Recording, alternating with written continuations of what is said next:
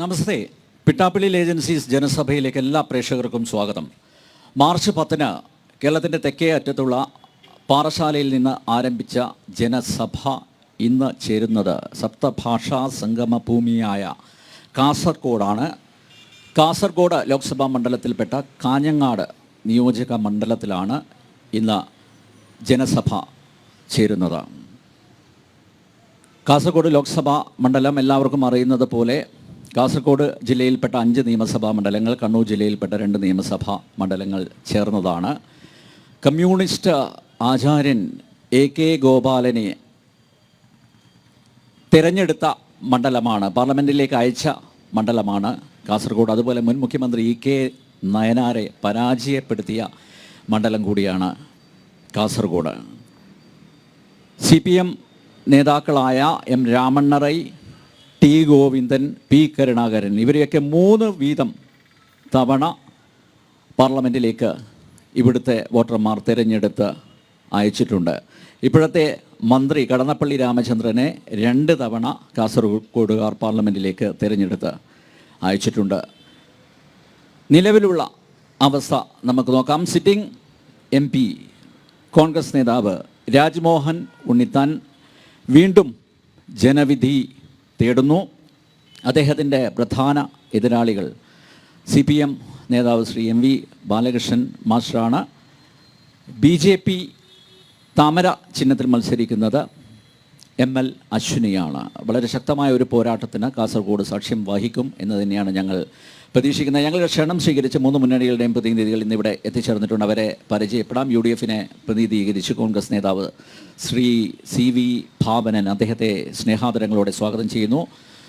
LDFനെ പ്രതിനിധീകരിച്ച് CPM ജില്ലാ secretariat അംഗം ശ്രീ VV രമേശനാണ്, അദ്ദേഹത്തെയും സ്നേഹാദരങ്ങളോടെ സ്വാഗതം ചെയ്യുന്നു. NDA പ്രതിനിധീകരിച്ച് ഈ ജനസഭയിൽ ഇവിടെ അതിഥിയായി പങ്കെടുക്കുന്നത് BJP ജില്ലാ സെക്രട്ടറി ശ്രീ മനുലാൽ മേലത്താണ്. 3 അതിഥികളെയും ഒരിക്കൽ കൂടി സ്വാഗതം ചെയ്യുന്നു. ഒപ്പം കാസർഗോഡ് ലോക്സഭാ മണ്ഡലത്തിലെ എല്ലാ വോട്ടർമാരെയും സ്നേഹപൂർവ്വം ജനസഭയിലേക്ക് സ്വാഗതം ചെയ്യുന്നു. ഞാൻ ശ്രീ ഭാവനനിൽ നിന്ന് ഈ സംവാദം ആരംഭിക്കുകയാണ്. ശ്രീ ഭാവനൻ, എന്താണ് UDFൻ്റെ പ്രതീക്ഷ? വികസനമാണോ മുന്നോട്ട് വയ്ക്കുന്നത്? മറ്റ് ദേശീയ സംസ്ഥാന രാഷ്ട്രീയത്തിലെ വലിയ വലിയ വിഷയങ്ങൾ അതെല്ലാം ഇവിടെ ചർച്ച ചെയ്യപ്പെടുമോ? UDFൻ്റെ പ്രതീക്ഷ എന്താണ്?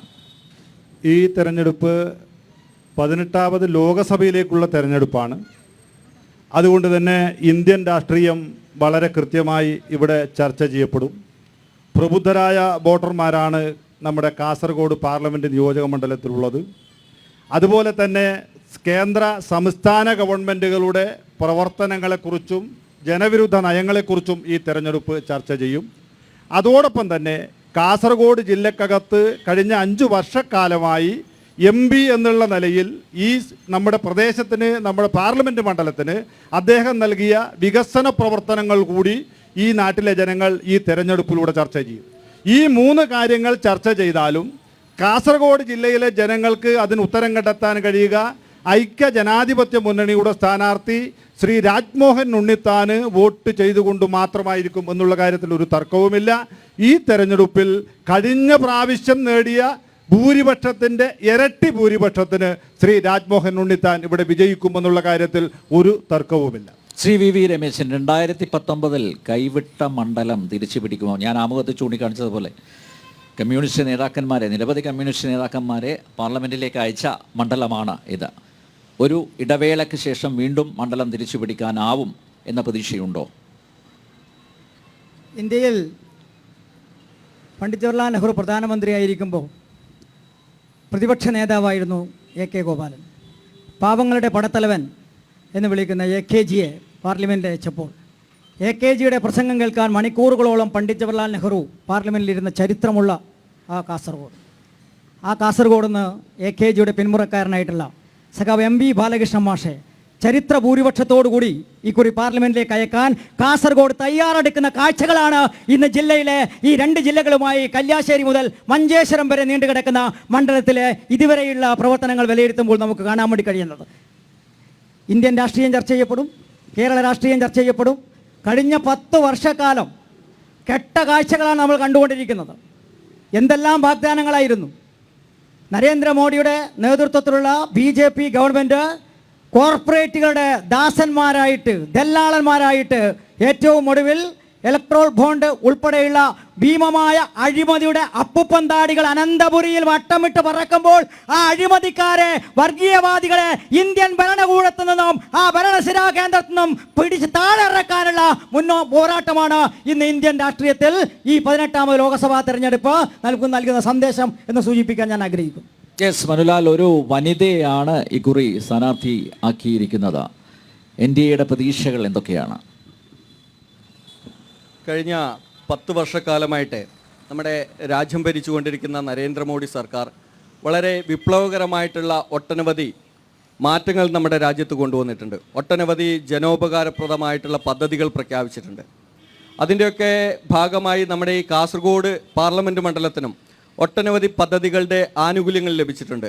ഉദാഹരണം പറയുകയാണെങ്കിൽ ഇപ്പോൾ കിസാൻ സമ്മാൻ നിധി ആണെങ്കിൽ ഈ പാർലമെൻറ്റ് മണ്ഡലത്തിൽ ഏകദേശം 2,85,000-ഓളം ആൾക്കാർക്ക് 94,000-ഓളം ആൾക്കാർക്ക് 367 കോടിയോളം രൂപ കിസാൻ സമ്മാൻ നിധിയായിട്ട് കിട്ടിയിട്ടുണ്ട്.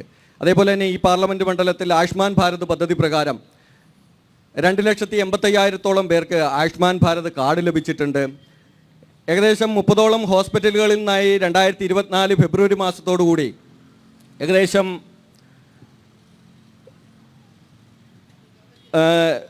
നമ്മുടെ 30ഓളം ഹോസ്പിറ്റലുകളിലായിട്ട് നമ്മുടെ കാസർഗോഡ് പാർലമെൻറ്റ് മണ്ഡലത്തിലെ രോഗികൾക്ക് അതിൻ്റെ ആനുകൂല്യങ്ങൾ ലഭിച്ചിട്ടുണ്ട്.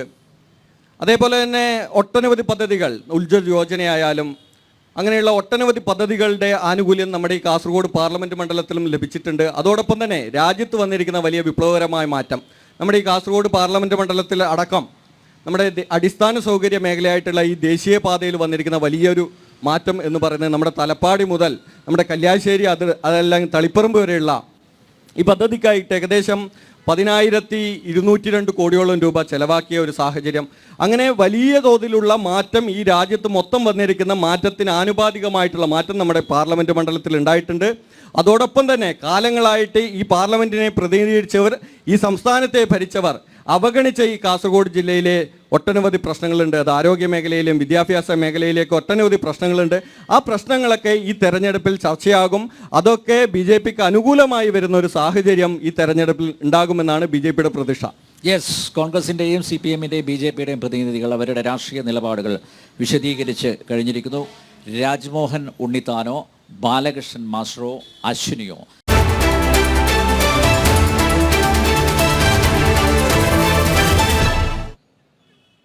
കാസർഗോഡ് ലോക്സഭാ മണ്ഡലത്തിൽപ്പെട്ട കാഞ്ഞങ്ങാട് ആണ് ജനസഭ നടക്കുന്നത്. എല്ലാ പ്രേക്ഷകരെയും ഒരിക്കൽ കൂടി സ്വാഗതം ചെയ്യുന്നു. കാസർഗോഡ് ലോക്സഭാ മണ്ഡലത്തിലെ വോട്ടർമാർ ആർക്കൊപ്പമാണ്? അവർക്ക് ചോദിക്കാൻ പലതും ഉണ്ട്. ആദ്യ ചോദ്യത്തിലേക്ക് പോകുന്നു. താങ്കൾക്ക് ചോദിക്കാം. എനിക്ക് ചോദിക്കാനുള്ളത് നമ്മുടെ BJP പ്രതിനിധിയോടാണ്. കഴിഞ്ഞ 10 വർഷമായിട്ട് നരേന്ദ്രമോദിയുടെ നേതൃത്വത്തിലുള്ള BJP സർക്കാർ ഈ രാജ്യത്ത് വളരെ വിപ്ലവകരമായ ഒരുപാട് പ്രവർത്തനങ്ങൾ നടത്തി നാട്ടിൽ വികസനം നടത്തി എന്നാണ് BJPയുടെ പ്രതിനിധി ഇപ്പോൾ പറഞ്ഞിട്ടുള്ളത്. എനിക്ക് ചോദിക്കാനുള്ളത്, നിങ്ങളുടെ സംസ്ഥാന പ്രസിഡന്റ് സുരേന്ദ്രൻ വയനാട് മത്സരിക്കുമ്പോൾ ഇന്ന് അദ്ദേഹം വയനാട് വെച്ചൊരു പ്രസ്താവന ഇറക്കുകയുണ്ടായി. ഇന്ന് നമ്മൾ പത്രമാധ്യമത്തിലൂടെ കണ്ടതാണ്. നമ്മുടെ വയനാട് പെട്ട സുൽത്താൻ ബത്തേരി എന്ന പ്രദേശം എന്നെ വിജയിപ്പിക്കുകയാണെങ്കിൽ ഇത് ഗണപതി വെട്ടം എന്ന പേര് മാറ്റും എന്നാണ് പറഞ്ഞത്. ഒരുപാട് വിപ്ലവകരമായ വികസനങ്ങൾ ഇവിടെ നടത്തി എന്ന് അവകാശപ്പെടുന്ന നിങ്ങൾക്ക് ആ വികസന പ്രവർത്തനങ്ങൾ പറഞ്ഞ് ജനങ്ങളോട് വോട്ട് ചോദിക്കുന്നതിന് പകരമായിട്ട് ഈ വർഗീയ കാർഡ് ഇളക്കിക്കൊണ്ട് എത്ര കാലം നിങ്ങൾ മുന്നോട്ട് പോകുന്നത് നമുക്കറിയാം. ഉത്തരേന്ത്യയിലൊക്കെ നിങ്ങൾ ആ രീതിയിലാണ് പല മണ്ഡലങ്ങളിൽ വിജയിച്ചു കൊണ്ടിരിക്കുന്നത്. അപ്പോൾ അത് ഈ കേരളത്തിൽ വില പോകില്ല എന്നാണ് എനിക്ക് പറയാനുള്ളത്. പിന്നെ ആ ഒരു രീതി മാറ്റിയിട്ട് നിങ്ങൾക്ക് വികസനം പറഞ്ഞ് വോട്ട് ചോദിച്ചൂടെ എന്നാണ് ആദ്യമായി വളരെ വിനീതമായി ചോദിക്കാനുള്ളത്. അതോടൊപ്പം നിങ്ങളുടെ പത്തനംതിട്ടയുള്ള സ്ഥാനാർത്ഥി അനിൽ ആൻ്റണി, അദ്ദേഹത്തെക്കുറിച്ച് വലിയ ഒരു ഗുരുതരമായ ആരോപണമാണ് ദല്ലാൽ നന്ദകുമാർ എന്ന് പറയുന്ന വ്യക്തി ഇവിടെ ഉന്നയിച്ചിട്ടുള്ളത്. 25 ലക്ഷം വിശ്വാസമാണല്ലോ നന്ദകുമാർ ആര് പറഞ്ഞാലും ക്രെഡിറ്റ് ഉണ്ട്, അതിൽ സത്യാവസ്ഥ ഉണ്ട്, മനസ്സുകൊണ്ടാണ് പറയുന്നത്. 25 ലക്ഷം രൂപ കോഴ വാങ്ങിയ ഒരു സ്ഥാനാർത്ഥിയാണ് നിങ്ങൾ അവിടെ വെച്ചിട്ടുള്ളത്. നമുക്കറിയാം, നിങ്ങൾ അഴിമതിക്കെതിരെ നിങ്ങളിപ്പോൾ ED ഉപയോഗിച്ചുകൊണ്ട് പല ആളുകളെയും ജയിലിൽ കിടത്തുന്ന ഒരു സാഹചര്യമാണ് ഇപ്പോൾ ഇന്ത്യ രാജ്യത്ത് നിലവിലുള്ളത്. അങ്ങനെയുള്ള നിങ്ങൾ ഒരു അഴിമതി വീരനായ അനിൽ ആൻ്റണിയെ കാലുമാറ്റം നടത്തിയിട്ടുള്ള വലിയൊരു ആളെയാണ് നിങ്ങൾ അവിടെ സ്ഥാനാർത്ഥിയായി മത്സരിപ്പിക്കുന്നത്. ഇങ്ങനെ കേരളത്തിൽ നിങ്ങൾ എത്രമാത്രം വിജയം വരിക്കാൻ കഴിയും എന്നാണ് എനിക്ക് ചോദിക്കാനുള്ളത്. ഓക്കെ, ആദ്യ ചോദ്യം ന്യൂനപക്ഷങ്ങളുടെ ആശങ്കയാണ് അദ്ദേഹം രേഖപ്പെടുത്തിയിരിക്കുന്നത്. രണ്ടാമത്തെ ചോദ്യം അഴിമതിയുമായി ബന്ധപ്പെട്ടുള്ളൊരു ചോദ്യമാണ്. ഓക്കെ, മറുപടി. അതിൽ ന്യൂനപക്ഷങ്ങൾക്ക് വലിയ ആശങ്കക്കൊന്നും അടിസ്ഥാനമില്ല. കാരണം ഈ സുൽത്താൻ ബത്തേരി എന്ന് പറയുന്നത് ടിപ്പു സുൽത്താൻ്റെ വരവിന് ശേഷം ഉണ്ടായതാണ്. സുൽത്താൻ്റെ ബാറ്ററിയാണ് സുൽത്താൻ ബത്തേരിയായി മാറിയത്. അതിനു മുമ്പേ ആ നാടിൻ്റെ പേര് ഗണപതി വട്ടം എന്ന് തന്നെ ആയിരുന്നു. അപ്പോൾ അതതിൻ്റെ തനിമയിലേക്ക് തിരിച്ചു പോകുന്നത് ഒരു സമുദായത്തോടുള്ള വെല്ലുവിളിയൊന്നുമല്ല. അതതിൻ്റെ തനിമ സ്വീകരിക്കുന്നു എന്നേ ഉള്ളൂ. അങ്ങ് പറഞ്ഞ വേറൊരു കാര്യം അനിൽ ആൻ്റണിയെക്കുറിച്ചാണ്. ഈ അനിൽ ആൻ്റണിക്കെതിരെ നന്ദകുമാർ ആരോപണം ഉന്നയിക്കുമ്പോൾ ആ ആരോപണം ചെന്നെത്തുന്നത് AK ആന്റണിയിലേക്കാണ്. അതും കൂടെ അങ്ങ് അംഗീകരിക്കുന്നുണ്ടോ എന്നുള്ള കാര്യമാണ് പറയാനുള്ളത്. 5 വർഷം പേര് മാറ്റുന്നതിലാണ് വലിയ പ്രാധാന്യം കൊടുത്തിട്ടുള്ളത്. അതൊന്നുമല്ല, അത് നിരവധി പേരുകളാണ് മാറ്റിയത്. കേരളത്തിൽ പേര് മാറ്റലല്ല, കുറെ പേരുകൾ പറയലേ ഉള്ളൂ. കേരളയിലും ഇപ്പൊ ഒരു കാര്യം മാത്രമേ നടക്കുള്ളൂ. കേരളത്തിൽ നടക്കുന്നത് നിങ്ങൾ ഈ പേരുകളെ കുറിച്ച് പറയുമ്പോൾ എല്ലാം കൂട്ടിയിട്ടുള്ള പദ്ധതികൾ നമ്മുടെ നാട്ടിൽ പ്രഖ്യാപിച്ച ഒന്നും വന്നില്ല. കിട്ടിയില്ല, പക്ഷെ ബോംബ് കിട്ടിയിട്ടുണ്ട്. ഇതാണ് ഇവിടെ നടക്കുന്ന വികസനം. ഒരു ചോദ്യം കൂടി. ടിപ്പു സുൽത്താന്റെ കാലത്ത് ടിപ്പു സുൽത്താനാണ് അവിടുത്തെ പേര് മാറ്റിയത്. ഗണപതി വട്ടം എന്ന് പറയുന്ന പേര് സുൽത്താൻ ബത്തേരി എന്നാക്കിയത്. അതുകൊണ്ടാണ് ഇപ്പോഴത് മാറ്റുമെന്ന് പറയുന്നത്. എനിക്ക് ചോദിക്കാനുള്ള ഈ ടിപ്പു സുൽത്താൻ എന്ന് പറയുന്നത് നമ്മുടെ രാജ്യത്തിന് വേണ്ടി പോരാടിയ ഒരു ധീര ദേശാഭിമാനി ആയിട്ടാണ്. ആയിരക്കണക്കിന് ഈ കാസർഗോഡ് ജില്ലയിൽ തന്നെ ആയിരക്കണക്കിന് ആൾക്കാരുടെ ചോര വീഴ്ത്തിയിട്ടുള്ള അക്രമകാരിയായിട്ടുള്ള ഭരണാധികാരിയാണ്. ഈ കാസർഗോഡ് ജില്ലയിലടക്കം ആയിരക്കണക്കിന് ആൾക്കാരുടെ ചോര വീഴ്ത്തിയിട്ടുള്ള അക്രമകാരിയാണ് ടിപ്പു സുൽത്താൻ. ടിപ്പു സുൽത്താൻ എന്ന് പറയുന്നത് ഈ കാസർഗോഡ് ജില്ലയിലടക്കം ആയിരങ്ങളുടെ ചോര വീഴ്ത്തിയിട്ടുള്ള അക്രമകാരിയാണ്. ഇവിടുത്തെ ക്ഷേത്രങ്ങൾ തകർത്തിട്ടുള്ള അക്രമകാരിയാണ്. ഈ കാസർഗോഡ് ജില്ലയിലെ ക്ഷേത്രത്തിൽ കാണാം ടിപ്പു സുൽത്താന്റെ പാടുകൊണ്ട് പാട്. പേര് മാത്രമല്ല, ചരിത്രത്തെ മുഴുവൻ മാറ്റിമറിക്കുകയാണ് ഇവർ ചെയ്യുന്നത്. അതാ ഞാൻ പറഞ്ഞത്, ഒരു കെട്ട കാലമാണ് കഴിഞ്ഞ 10 വർഷം നമ്മൾ കണ്ടുകൊണ്ടിരിക്കുന്നത്. ഇതിനൊക്കെ പ്രതികാരം ചെയ്യാതടങ്ങുമോ പതിതരെ നിങ്ങൾ പിന്മുറക്കാരെന്നാണ് ഈ പണ്ട് കവി പാടിയത്. ഈ വരുന്ന തെരഞ്ഞെടുപ്പിൽ ഈ പേര്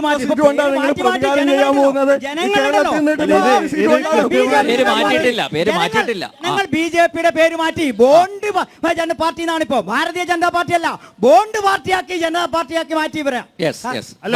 ഈ പേര് മാറ്റത്തിൽ മാത്രമാണ് BJPക്ക് ഇപ്പൊ പിടിച്ചു നിൽക്കാൻ കഴിയുന്നത്. വർഗീയ കാർഡുകൾ ഇറക്കുക, അതിലൂടെ എന്തെങ്കിലും സമാഹരിക്കാൻ പറ്റുമോ എന്നുള്ളതാണ്. വികസനം എന്ന് പറയുന്നത് വെറും മാത്രമാണ്. പറയുന്ന മോദി കഴിഞ്ഞ പ്രാവശ്യം തെരഞ്ഞെടുപ്പിന് മുന്നോട്ട് വെച്ച വാഗ്ദാനങ്ങൾ ഒന്നും പാലിക്കാതെ വീണ്ടും ജനങ്ങളെ സമീപിക്കുമ്പോൾ സ്വാഭാവികമായും സുരേന്ദ്രനടക്കം ജനങ്ങളെ പോയിരിക്കാൻ കഴിയില്ല. രാഹുൽ ഗാന്ധിക്കെതിരെ മത്സരിക്കുന്ന സുരേന്ദ്രന് യഥാർത്ഥ രാഷ്ട്രീയം പറയാൻ കഴിയുന്നില്ല. എന്താ, രാഹുൽ ഗാന്ധിയെ നാഴികക്ക് 40 വട്ടം തെറിവിളിക്കുന്ന ആളല്ലേ? അവിടെ രാഷ്ട്രീയമല്ലേ പറയേണ്ടത്? അവിടെ കൊണ്ടുപോയി വർഗീയത പറഞ്ഞ് ഗണപതി വട്ടമാക്കും. ഈ വർഗീയ കാർഡ് ഇറക്കാൻ വേണ്ടിയിട്ട് ശ്രമം. രാഷ്ട്രീയമെന്ന് പറയാൻ കഴിയുന്നില്ല, വികസനം പറയാൻ കഴിയുന്നില്ല, നരേന്ദ്രമോദിയുടെ കാര്യം പറയാൻ കഴിയുന്നില്ല, അദ്ദേഹത്തിന് വികസനമേ പറയാൻ കഴിയുന്നില്ല. അങ്ങനെ വികസനം പറയാൻ കഴിയുന്ന ഒരു മുന്നണിയാണെങ്കിൽ ഇപ്പൊ മുഖ്യമന്ത്രിമാരെ പിടിച്ചകത്തിടാനും രാഹുൽ ഗാന്ധിയെ ഇല്ലാത്ത കാര്യത്തിനകത്തിടാനും ഇന്ത്യയിലെ രാഷ്ട്രീയ നേതാക്കന്മാരെ ഒന്നൊന്നായി ED കൊണ്ട് അന്വേഷിപ്പിച്ച് അകത്തിട്ട് എനിക്ക് സുഖമായി വസിക്കാം എന്ന നിലപാടാണ് BJPയും സംഘപരിവാറും സ്വീകരിക്കുന്നത്. അതിന്റെ ഭാഗം തന്നെയാണ് ഈ പേര് മാറ്റം കൊണ്ട് അവർ ഉദ്ദേശിക്കുന്നത്. തെറ്റ് ചെയ്തിട്ടില്ലെങ്കിൽ EDയെയും CBI ഒന്നും പേടിക്കേണ്ട ആവശ്യമില്ല. എന്റെ ഒരു അഭ്യർത്ഥന ജനം ചാനലിന്റെ പ്രവർത്തകരോടാണ്. നിങ്ങൾ ഈ പരിപാടി കഴിഞ്ഞ ഉടനെ തന്നെ ഈ ലൈറ്റിൽ ഇവിടുന്ന് ഓഫാക്കി കൊണ്ടുപോകണം. കാരണം ഈ ലൈറ്റ് ഓഫാക്കി കൊണ്ടാൽ ഇതിന്റെ അടിയിൽ ഒരു ഫോട്ടോ വരും. രാജ്മോഹൻ ഉണ്ണിത്താൻ MP വികസന പദ്ധതി എന്ന് പറഞ്ഞ് അവിടെയും ഹൈമാസ് ലൈറ്റ് കൊണ്ടുവന്നു. ഈ നാടിനകത്ത് ഒരു വികസന പ്രവർത്തനം നടത്താനാവാതെ ഇങ്ങനെ അതപ്പതിച്ച് നിൽക്കുമ്പോൾ പുതിയോട്ടയിലും 2-3 സ്ഥലത്ത് ഈ വികസന ഹൈമാസ് ലൈറ്റിലാണ്ട് മറ്റൊന്നും അദ്ദേഹത്തിന് കൊണ്ടുവരാൻ വേണ്ടി പറ്റിയില്ല. പിന്നെ ഒന്ന്, ഈ സ്ഥലത്തിന്റെ പേര് അലാമിപ്പള്ളി എന്നുള്ളതാണ്. തൊട്ടടുത്ത സ്ഥലത്തിന്റെ പേര് കോവിൽപ്പള്ളിയാണ്. കോവിൽപ്പള്ളി വിഷ്ണുമൂർത്തി തെയ്യം അവിടെ മഞ്ഞോട്ട് അമ്പലത്തിൽ തെയ്യം നടക്കുമ്പോൾ ആ തെയ്യം തുടങ്ങുന്നതിന് മുമ്പായിട്ട് അവിടെ തൊട്ടടുത്തുള്ള പള്ളി കമ്മിറ്റിയിൽ ആളുകൾ വരും. അങ്ങനെ മതസാഹോദര്യത്തിന്റെ നാടാണ് ഈ നാട്. ആ നാടിനകത്ത് കൊവ്വൽപ്പള്ളിയെ കൊവ്വൽ ക്ഷേത്രവും അലാമി പള്ളിയെ അലാമി കൊവ്വൽ എന്ന് പറഞ്ഞ് ഇവിടെ വർഗീയ കാടിറക്കാൻ വേണ്ടി 4 വോട്ട് പിടിക്കാൻ വേണ്ടി സുരേന്ദ്രൻ ശ്രമിക്കുമ്പോൾ കെട്ടിവെച്ച കാശ് പോലും കഴിഞ്ഞ തവണത്തെ വോട്ട് പോലും അവർക്ക് കിട്ടൂല എന്നുള്ള കാര്യം നമുക്ക് ഉറപ്പിക്കാൻ വേണ്ടി പറ്റും. പിന്നെ ഒരു പ്രധാനപ്പെട്ട ഒരു കാര്യം, ഈ ദേശീയപാതയെക്കുറിച്ച് നേരത്തെ സംസാരിച്ചല്ലോ. ദേശീയപാതയിൽ വലിയ ഇടപെടലാണ് കേന്ദ്ര ഗവൺമെന്റ് നടത്തിയിട്ടെന്നില്ലാണ് പറഞ്ഞത്. ഈ രാജ്യത്ത് ദേശീയപാത വികസനത്തിന്റെ ഭാഗമായി ഏതെങ്കിലും ഒരു സംസ്ഥാന ഗവൺമെന്റ് അതിന്റെ വിഹിതം എടുത്തുകൊണ്ട് ജനങ്ങൾക്ക് ആ വികസനത്തിന് വേണ്ടി ദേശീയപാതയ്ക്ക് വേണ്ടി 2016 ഓഫീസ് പൂട്ടിയിട്ട് പോയ ആൾക്കാരാണ്. ആ ആളുകളെ തിരിച്ചിങ്ങോട്ട് കൊണ്ടുവന്ന് വികസനം നടപ്പിലാക്കി കൊണ്ടുവന്നത് ഈ കേരളം ഭരിക്കുന്ന ഇടതുപക്ഷം ഭരിക്കുന്ന സഖാവ് പിണറായി വിജയന്റെ ആർജവമാണ്. ഇവിടെ കുളിയങ്കാലം മുതൽ നമ്മുടെ കേരളം മുഴുവനും കാണുന്ന ഈ ദേശീയപാത എന്ന് ഈ ഒരു അവസരത്തിൽ പറയാൻ ആഗ്രഹിക്കുന്നു. അല്ല, ഈ ഹൈമാക്സ് ലൈറ്റ് മാത്രമേ ഉള്ളൂ ഉണ്ണിത്താൻ? ഹൈമാക്സ് ലൈറ്റിനെ കുറിച്ച് ഇത് വെളിച്ചം ദുഃഖമാണുണ്ണി തമസല്ലോ സുഖപ്രദം എന്നാണ് DYFIക്കാരുടെ ധാരണ. അവർക്ക് വെളിച്ചത്തിനോട് വിരോധമാണ്. അപ്പൊ വെളിച്ചമുണ്ടാകും. ഞാൻ ഒരു കാര്യം തിരിച്ചു ചോദിക്കട്ടെ. കനൽത്തരി എന്ന് പറയുന്ന ഒരാളുണ്ടല്ലോ ആലപ്പുഴ. ഇവിടെ രാജ്മോഹൻ ഉണ്ണിത്താന്റെ ചിത്രത്തിൽ വെള്ള ഷർട്ടിട്ട ഒരു ഫോട്ടോ മാത്രം ഉണ്ടാവുക. ആ കനൽത്തരി അവിടെ ഉപയോഗിക്കുന്നത് ഓരോ ലൈറ്റിനും ഓരോ കളറാ, സപ്തവർണ്ണങ്ങൾ ഉപയോഗിച്ച് അവിടെ ഈ ആരിഫ് ഫോട്ടോ വെച്ചത് എൻ്റെ പ്രിയപ്പെട്ട സഹപ്രവർത്തകർ കണ്ടിട്ടില്ലല്ലോ.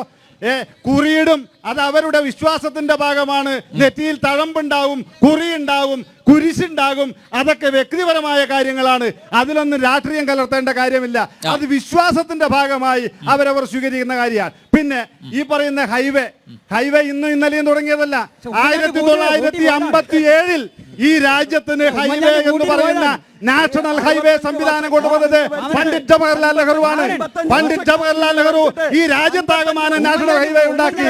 സ്വാഭാവികമായും വർഷങ്ങൾ കഴിയും തോറും നാഷണൽ ഹൈവേക്ക് വീതി കൂട്ടണം, നാഷണൽ ഹൈവേ വലുതാക്കണം. കാരണം പണ്ഡിറ്റ് ജവഹർലാൽ നെഹ്റു ഉണ്ടാകുമ്പോ 30 കോടി ജന ഉണ്ടായത്, ഇന്ന് 135 കോടി ജനാണ്. അന്നുണ്ടായ വാഹനം എത്രയാണ്, ഇന്നുണ്ടായ വാഹനം എത്രയാണ്? വാഹന പെരുപ്പത്തിനനുസരിച്ച് ഹൈവേ കൊണ്ടുവരേണ്ടത് കേന്ദ്ര ഗവൺമെന്റിന്റെ ചുമതലയാണ്. ഒരാഫീസും പൂട്ടിയിട്ടില്ല. ഹൈവേ ഇവിടെ സ്ഥലമേറ്റെടുക്കുമ്പോ സമരം നടത്തിയതാരാ? കോഴിക്കോട് മുതൽ കാസർഗോഡ് വരെ സമരം നടത്തിയത്, ചാലിങ്കാലിൽ സമരം നടത്തിയത് ഉദ്ഘാടനം ചെയ്തത് പി കരുണാകരൻ, പള്ളിക്കരയിൽ സമരം നടത്തിയത് പി കരുണാകരൻ. വികസനത്തിനെതിരെ സമരം നടത്തിയ ആളുകൾ ഇപ്പൊ ഞങ്ങളാണ്. വികസനം സ്വാഭാവികമായും ഉണ്ണിത്താന്റേതെന്ത് അവകാശപ്പെടാവുന്ന കാസർഗോഡ് ലോക്സഭാ മണ്ഡലത്തിലെ ഏറ്റവും വലിയ പദ്ധതി ഏതാണ്? അദ്ദേഹം നടപ്പിലാക്കി, അദ്ദേഹം കൊണ്ടുവന്ന എന്താണ്? അദ്ദേഹം 742 കോടി രൂപയുടെ വികസന പ്രവർത്തനം നടത്തിയിട്ടുണ്ട്. 742 കോടിയുടെ വികസനം എന്ന് പറയുമ്പോ ഇവിടെ കുറെ ആളുകൾ, അതായത് സംഘപരിവാറിന്റെ ആളുകൾ, അത് കേന്ദ്ര ഗവൺമെന്റ് പദ്ധതി എന്നാ പറയാ. കേന്ദ്ര ഗവൺമെന്റ് പദ്ധതി അല്ലാതെ ഒരു എംപിക്ക് എന്താ കൊണ്ടുവരാൻ കഴിയുക? കുവൈത്തിൽ നിന്ന് കൊണ്ടുവരാൻ പറ്റുമോ? കുവൈത്തിൽ നിന്ന് കൊണ്ടുവരാൻ പറ്റുമോ? ബ്രിട്ടനിൽ നിന്ന് കൊണ്ടുവരാൻ പറ്റുമോ? അമേരിക്കയിൽ നിന്ന് കൊണ്ടുവരാൻ പറ്റുമോ? ഇവിടെ കേന്ദ്ര ഗവൺമെന്റിന്റെ പദ്ധതികൾ സമയബന്ധിതമായി നേടിയെടുത്ത് കാസർഗോഡ് ജില്ലക്ക് പ്രദാനം ചെയ്ത എംപിയാണ്. ഇവിടെ നേരത്തെ ചോദിച്ച വി രമേശൻ ഇവിടെയുണ്ട്. പഴയ എംപി വികസന പ്രവർത്തനത്തിന് ഉപയോഗിക്കാതെ ബാക്കി വെച്ച 2.5 കോടി ഉൾപ്പെടെ 19.5 കോടി അദ്ദേഹത്തിന്റെ ആസ്തി വികസന ഫണ്ടിൽ നിന്ന് ഉപയോഗിച്ചു. അതുപോലെ തന്നെ 742 കോടി രൂപ വിവിധ ഘട്ടങ്ങളിലായി, അത് റെയിൽവേയുടെ വികസനമാണ്, അമൃത് പദ്ധതിയിൽ ഭാഗമായിട്ടുണ്ട്, അതുപോലെ തന്നെ റോഡ് വികസന പദ്ധതിയുണ്ട്. അങ്ങനെ സമസ്ത മേഖലയിലും എംപിയുടെ കയ്യൊപ്പില്ലാത്ത ഒരു വികസന പ്രവർത്തനം കാസർഗോഡ് കാണാൻ കഴിയില്ല. പ്രചണ്ഡമായി നുണപ്രചരണങ്ങൾ, ഇടതുപക്ഷവും BJPയും നുണപ്രചരണങ്ങളുണ്ട്. അത് മറക്കാൻ ശ്രമിച്ചാൽ സൂര്യനായി കത്തി നിൽക്കുന്ന നമ്മുടെ പ്രിയപ്പെട്ട സ്ഥാനാർത്ഥി അതൊക്കെ തകർത്തുകൊണ്ട് മുന്നോട്ട് പോകും, വിജയിക്കുകയും ചെയ്യും. ഈ നുണപ്രചരണങ്ങളിൽ കാസർഗോഡ് ജില്ലയിലെയും ഈ പാർലമെന്റ് മണ്ഡലത്തിലെയും ജനങ്ങൾ വീടില്ല എന്ന് ഉത്തമമായ വിശ്വാസം ഇവിടുത്തെ ജനങ്ങൾക്കുണ്ട്. എംപി എന്ന നിലയിൽ 5 വർഷം പരാജയമായിരുന്നു UDFന്റെ ഇന്നത്തെ സ്ഥാനാർത്ഥി എന്നത് പറയാൻ ഞാൻ ആഗ്രഹിക്കുകയാണ്. കാരണം എൻ്റെ ഒരു അനുഭവം, കാഞ്ഞങ്ങാട് റെയിൽവേ സ്റ്റേഷനിൽ ഒരു റോഡ് നമ്മൾ ഉണ്ടാക്കി, റെയിൽവേ സ്റ്റേഷനിലേക്ക് പോകാൻ പെട്ടെന്ന് ഈ ഭാഗത്ത് അങ്ങോട്ട് എത്താൻ വേണ്ടി. അപ്പോൾ റോഡ് ഉണ്ടാക്കിയപ്പോൾ അവിടെ റെയിൽവേൻ്റെ അധികൃതർ വന്നിട്ട് അവിടെ കുറ്റിയടിച്ചു, ബ്ലോക്കാക്കി. MP ഉൾപ്പെടെ അവിടെ വന്ന് കാര്യങ്ങൾ നോക്കി. റെയിൽവേ സബ് കമ്മിറ്റി അംഗം കൂടിയാണ് MP. പക്ഷേ ഈ 5 കൊല്ലമായിട്ട് ആ റെയിൽവേ ഇട്ട കുറ്റി പോലും, ആ ഇരുമ്പിൻ്റെ കുറ്റി അടിച്ചിട്ടുണ്ടല്ലോ, അതുപോലും മാറ്റാൻ വേണ്ടി കഴിഞ്ഞില്ല. എന്ന് മാത്രമല്ല, ഇതുവരെ കാഞ്ഞങ്ങാട് നിർത്തിയിരിക്കുന്ന ഏതാണ്ട് 3-4 വണ്ടികൾ ഇപ്പോൾ സ്റ്റോപ്പില്ല. അവഗണന മാത്രമാണ്. MP എന്ന നിലയിൽ ഇത് പരാജയം ഇവിടെ കാര്യങ്ങൾ മാത്രമല്ല. അറിയാതെയാണ്. ഇവിടെ മാത്രമല്ല. പുതുതായിട്ട് പാർലമെന്റിൽ, സ്റ്റോപ്പുകൾ അനുവദിക്കേണ്ടത്. പുതുതായിട്ട് സ്റ്റോപ്പുകൾ അനുവദിച്ച കാര്യം കാണാതെ വെറുതെ കണ്ണട ചിരുട്ടാക്കിയിട്ട് കാര്യമില്ല. കണ്ണട ചിരുട്ടാക്കിയിട്ട് കാര്യമില്ല. ഞാൻ പറയാം. പ്രധാന വിഷയങ്ങൾ വന്നപ്പോൾ പാർലമെന്റിനകത്ത് നമുക്കറിയാം AICC പ്രസിഡന്റ്, AICCയുടെ പ്രസിഡന്റ്, AICCയുടെ മുൻ പ്രസിഡന്റും AICCയുടെ ഇപ്പോഴത്തെ അധ്യക്ഷനും അതുപോലെ തന്നെ AICC അധ്യക്ഷനാകാൻ മത്സരിച്ച ആളും KPCCയുടെ മുൻ പ്രസിഡന്റും KPCCയുടെ ഇന്നത്തെ പ്രസിഡന്റും സകല ആളുകളും പാർലമെന്റിനകത്ത് ഇരിക്കുന്നുണ്ട്. ഈ കോൺഗ്രസിന്റെ ഇത്ര വലിയ നേതാക്കന്മാരെല്ലാം ഈ കഴിഞ്ഞ 5 കൊല്ലമാണ് ഇരുന്നപ്പോൾ ആ പാർലമെന്റിനെയാണ് നോക്കുകുത്തിയാക്കി, ആ പാർലമെന്റിനെയാണ് ജനാധിപത്യത്തിന്റെ കശാപ്പാക്കി മാറ്റുമ്പോൾ ഒരക്ഷരം ഉരിയാടാൻ കേരളത്തോട് കാണിച്ച അവഗണനക്കെതിരെ ഒരക്ഷരം മുണ്ടാൻ ഈ MP മാർക്ക് കഴിഞ്ഞു.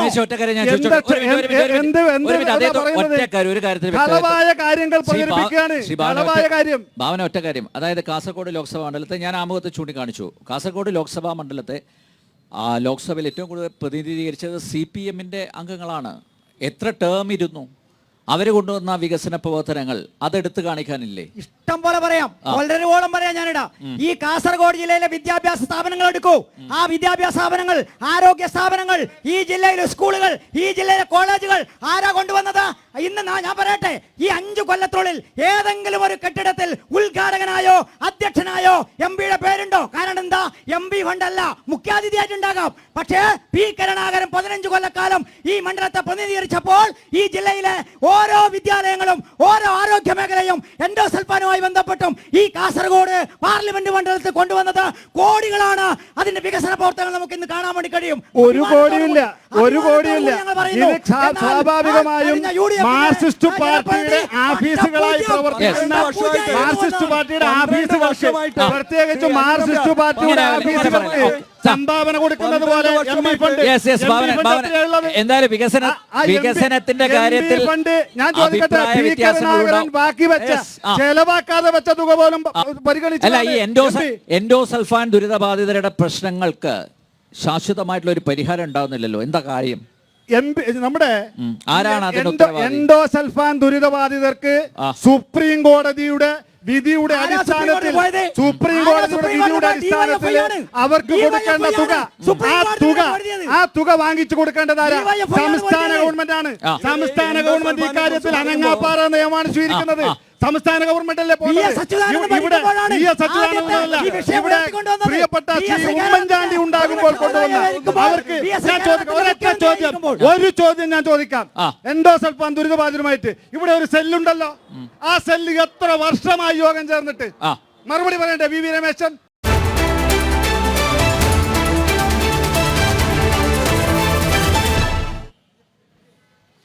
പ്രേക്ഷകർ കാണുന്നത് കാഞ്ഞങ്ങാട്ടെ ജനസഭയാണ്.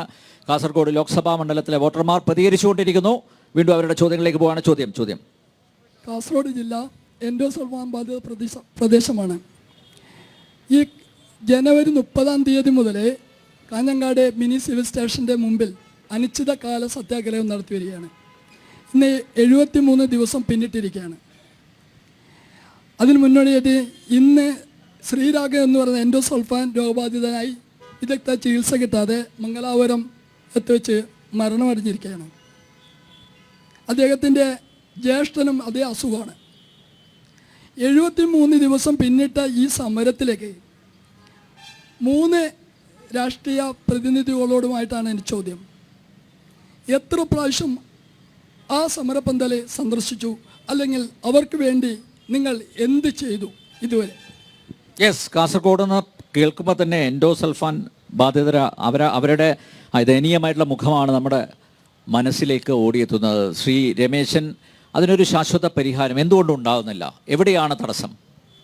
എൻഡോസൾഫാൻ എന്ന വിഷയം കാസർഗോഡ് ജില്ലയെ സംബന്ധിച്ചിടത്തോളം ഏറ്റവും വിഷമമുള്ളൊരു കാര്യം തന്നെയാണ്.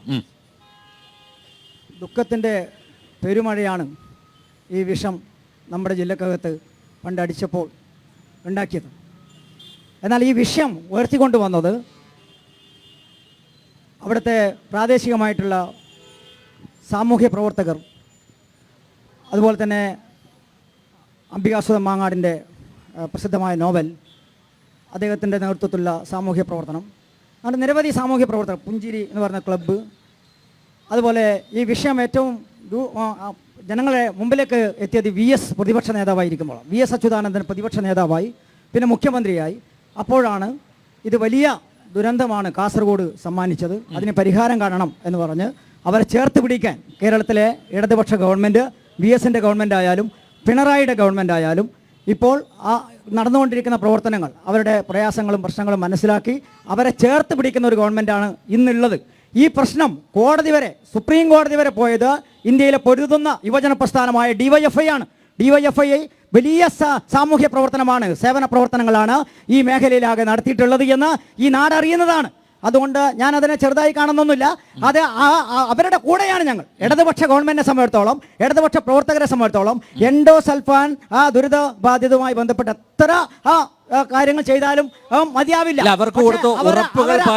ഈ ഗവൺമെന്റ്, ഇപ്പോഴത്തെ രണ്ടാം പിണറായി ഗവൺമെന്റ് കഴിഞ്ഞ ഒരു മാസം മുമ്പാണ് തെരഞ്ഞെടുപ്പ് പ്രഖ്യാപിക്കുന്നതിന്, ഒരു മാസം മുമ്പാണ്, സുഹൃത്ത് മനസ്സിലാക്കണം, തെരഞ്ഞെടുപ്പ് പ്രഖ്യാപിക്കുന്നതിന് ഒരു മാസം മുമ്പാണ് ബഹുമാനപ്പെട്ട സാമൂഹ്യക്ഷേമ വകുപ്പ് മന്ത്രി ആർ ബിന്ദു ബോവിക്കാനത്ത് വലിയ ഒരു സെന്റർ ഇതിനു വേണ്ടിയിട്ട് ഇനി അങ്ങോട്ട് ഭാവിയിൽ ഇവരുടെ കാര്യങ്ങൾ പരിഹരിക്കാൻ വേണ്ടിയിട്ടുള്ള കെട്ടിടങ്ങളും അതുപോലെ തന്നെ മറ്റ് പ്രവർത്തനങ്ങളും എല്ലാം അവിടെ ആരംഭിക്കാൻ ആവശ്യമായ മുളിയാറാണ് ഇതിന്റെ പ്രധാന കേന്ദ്രം.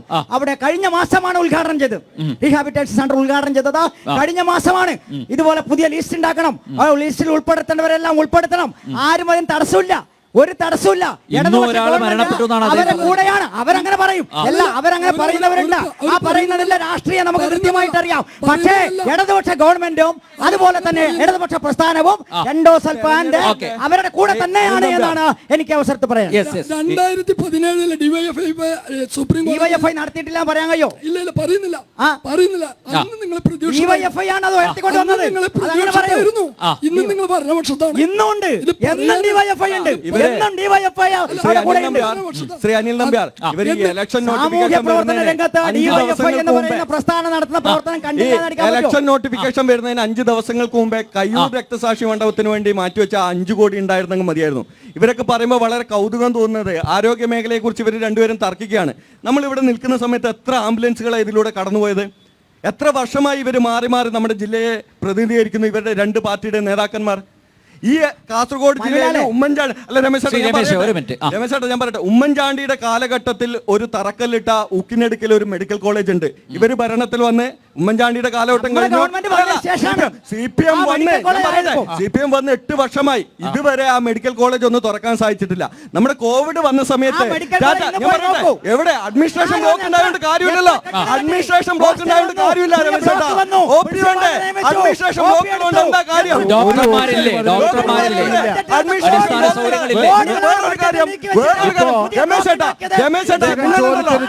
കോവിഡ് വന്ന സമയത്ത്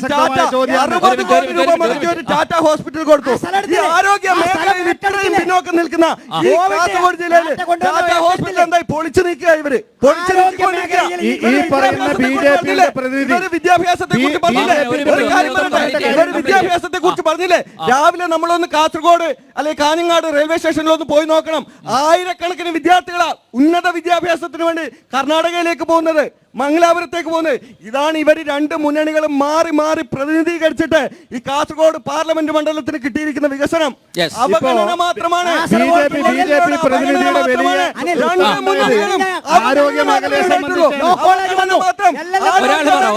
വിദ്യാഭ്യാസ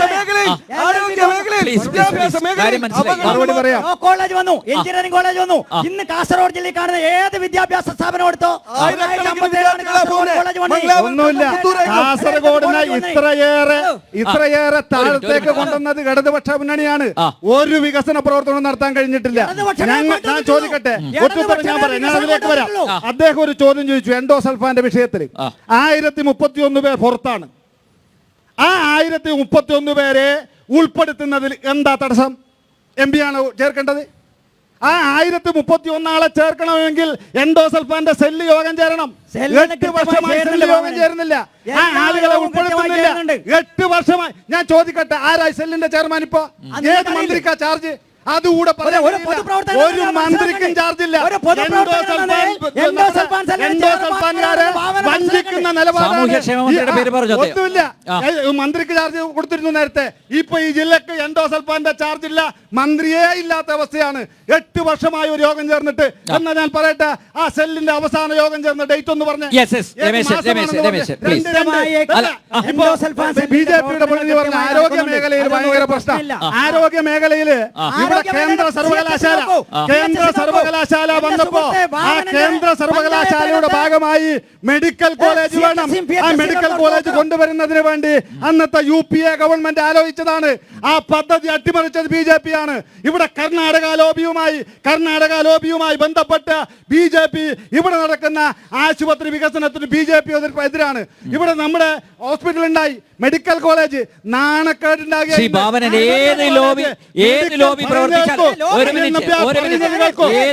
പ്രവർത്തിച്ചാലും അതിനെയൊക്കെ അതിജീവിച്ച് അതിന് മറുപടി പറയണ്ടേ? ഇവർക്ക് കൊടുത്ത വാഗ്ദാനം യാഥാർത്ഥ്യമാക്കാനുള്ള ഇച്ഛാശക്തി വേണം. അതാണ് ജനപ്രതിനിധിക്ക് വേണ്ടത്, ഇച്ഛാശക്തി. ചരിത്രത്തിൽ എവിടെയെങ്കിലും കണ്ടിട്ടുണ്ടോ ഒരു മെഡിക്കൽ കോളേജിൽ നിന്ന് റഫർ ചെയ്യുന്ന ജില്ലാ ആശുപത്രിയിലേക്ക്, മെഡിക്കൽ കോളേജിൽ നിന്ന് ജില്ലാ ആശുപത്രിയിലേക്ക് രോഗികളെ റഫർ ചെയ്യുന്ന ഒരാശുപത്രി ലോകത്ത് എവിടെയും കണ്ടിട്ടുണ്ടോ? വയനാട്ടിലും സമാനമായ അവസ്ഥയാണ്.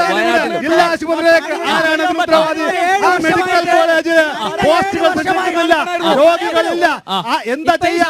ഇവിടുത്തെ എൻഡോസൾഫാൻ ദുരിതബാധിതരോട് ഒരിച്ച് സ്നേഹമുണ്ടെങ്കിൽ മെഡിക്കൽ കോളേജ് ആരംഭിക്കണം. ആ മെഡിക്കൽ കോളേജ് പൂർണ്ണമായി ഉൾപ്പെടുത്തണം. അതിനെ തകർക്കുന്ന സമീപനമാണ് സ്വീകരിക്കുന്നത്. അഷ്ടന്തവ്യമായ തെറ്റാണ് സ്വീകരിക്കുന്നത്. ഒരു മിനിറ്റ് ജനസഭയുടെ ഈ ജനസഭയിൽ ഉയർന്ന വികാരം മാനിച്ച് എന്തായാലും എൻഡോസൾഫാൻ ദുരിതബാധിതരുടെ ആ പ്രശ്നങ്ങൾക്ക് ശാശ്വതമായ ഒരു പരിഹാരം അതുണ്ടാവണം. ആ ഉറപ്പ് ശ്രീ VV രമേശ് കൊടുക്കുന്നുണ്ടോ? ഒരു ഗവൺമെന്റ് ആണ് ഇന്നുള്ളത്. ആരോഗ്യമേഖല കാസർഗോഡ് ജില്ലയിൽ വന്ന മാറ്റങ്ങൾ അത്ഭുതകരമാണ്. ഇപ്പൊ കാഞ്ഞങ്ങാട് ജില്ല ഇതിനുകൂടെ പ്രധാന പരിഗണന കൊടുക്കണം, മുഖ്യ പരിഗണന. അമ്മയും കുഞ്ഞും ആശുപത്രി ഉണ്ട്. അമ്മയും കുഞ്ഞും ആശുപത്രി, അമ്മയും കുഞ്ഞും ആശുപത്രിയിൽ പോലും ഒരു അമ്മയും കുഞ്ഞും ആശുപത്രി നോക്കുകുത്തിയാണ്.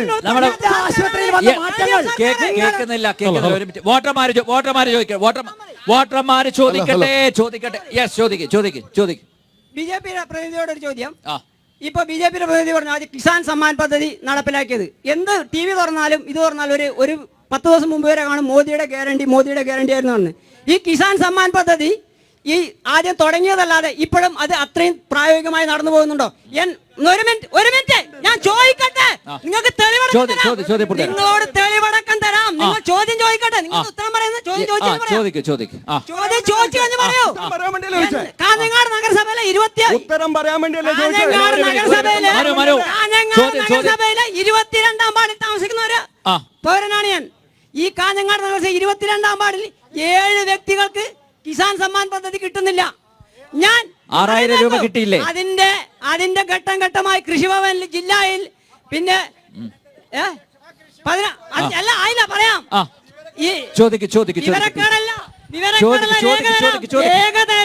രേഖ തരാം. ഈ 7 പേർക്ക് കിട്ടുന്നില്ല. അതിന് പറയുന്ന കാരണം അപ്ലോഡ് ചെയ്ത ഒരു ഫയൽ അപ്ലോഡ് ആയില്ല. പക്ഷെ അതിന് കൃഷിഭവനിൽ ബന്ധപ്പെട്ടു, ജില്ലാ കൃഷിഭവനിൽ ബന്ധപ്പെട്ടു, ബ്ലോക്കിൽ ബന്ധപ്പെട്ടു, കിസാൻ സമ്മാൻ പദ്ധതിയുടെ ടോൾ ഫ്രീ നമ്പറിൽ ബന്ധപ്പെട്ടു, ഹിന്ദിയിൽ സംസാരിച്ചു. അവര് പറയുന്ന മറുപടി അവർക്കറിയില്ല, ഇവർ പറയുന്നവർ ഇവർക്കറിയില്ല. നിങ്ങൾ പറയുന്നു കിസാൻ സമ്മാൻ പദ്ധതി 20 ലക്ഷം പേർക്ക് കൊടുത്തു. ആദ്യം 1 പ്രാവശ്യമോ 2 പ്രാവശ്യമോ കൊടുത്തിട്ടുണ്ടാവും. അതിന്റെ പ്രായോഗികത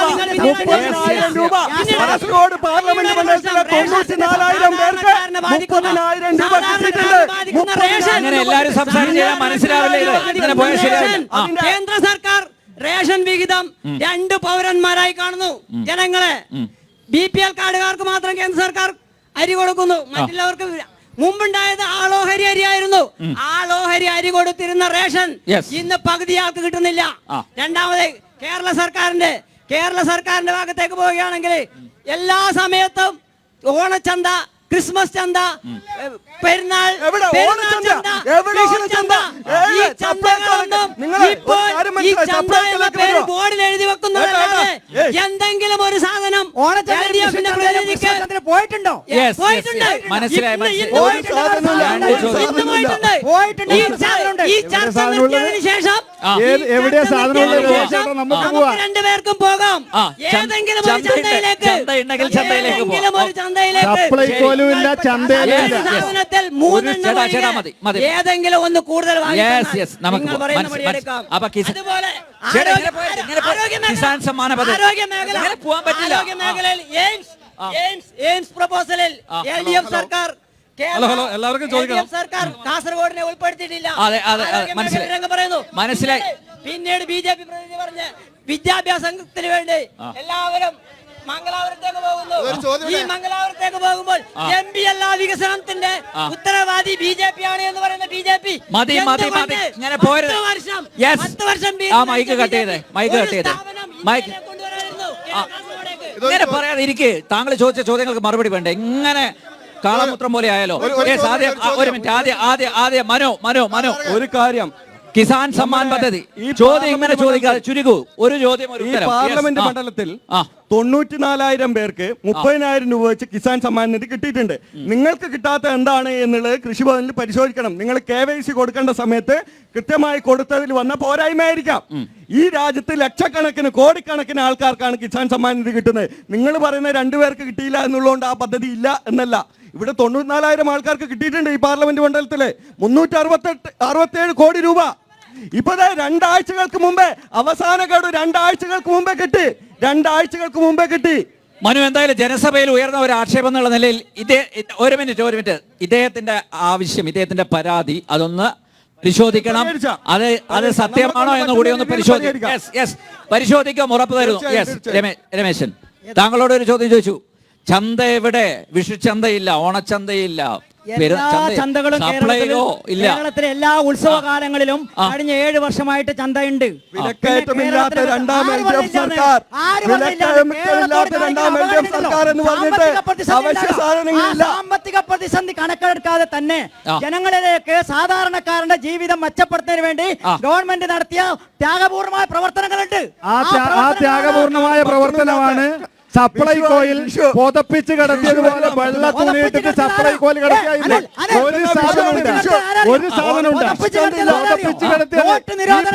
ഈ പറയുന്ന സംഗതികൾ ബാങ്കിലേക്ക് കാശെടുക്കാൻ പോയ ആള്, മോളെ കല്യാണത്തിന് സ്വർണം മേടിച്ച് കാശെടുക്കാൻ പോയ ആള്, വീട് പണി പൂർത്തിയാക്കി ഗൃഹപ്രവേശനത്തിന് സപ്ലൈകോയിൽ ഒരു സാധനമില്ല.